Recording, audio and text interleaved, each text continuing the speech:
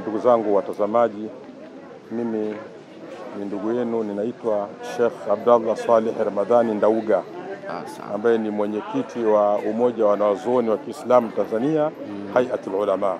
Mashaallah. Na kiongozi, taasisi ya Jamarati imeweza labda kusimamia safari hizi za hija, hii ni mara ya ngapi au miaka mingapi? Taasisi ya Jamarati sikumbuki haraka, lakini taasisi ambaye ni kongwe. Ni kongwe katika shughuli ya usimamizi wa mambo ya hija. Zaidi ya miaka labda 6-7 huko imekuwa katika shughuli ya kusimamia na kuwaongoza watu katika ibada tukufu ya kutimiza nguzo hii ya 5 katika nguzo muhimu kabisa za Kiislamu. Mashaallah. Na mmeweza kutoa semina.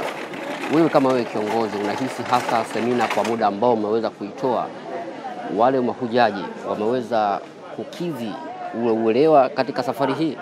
Naam, kuhusiana na masala ya semina, na hilo ni jambo muhimu sana, kwa sababu katika Uislamu, taratibu za Uislamu, jambo lolote hautakiwi uliingie ila uwe na elimu nalo. Hakika. Kwa hiyo Jamarati, kwa kuzingatia umuhimu huo, tumekuwa na maandalizi ya semina ambazo tumeziendesha katika uweledi na hali ya juu, na tumejaribu kurejea na kukariri maeneo muhimu.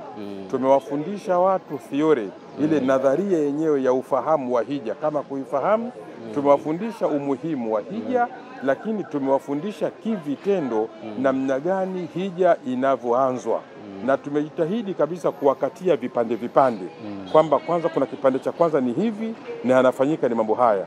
Kwa hiyo elimu kwa kupitia Jamarati imetolewa katika elimu nzuri kabisa, ambaye mimi mwenye binafsi nikiwa kama ni shekhe nimeshiriki katika asilimia zote kuhakikisha kwamba mahujaji ambao mimi ninawaongoza wanahiji kama hija aliyohiji Mtume sallallahu alaihi wasallam, na akasema khudhu anni manasikakum, chukueni kutoka kwangu mimi ibada yenu ya hija. Tumefanya namna hiyo, elimu ya kutosha, na bado tutaendelea na elimu ya vitendo pale ambapo panapohitajika kuanza kitu fulani ziada na elimu ambayo tumeitanguliza ya kiujumla, ambayo mahujaji wetu wote wanayo elimu hiyo.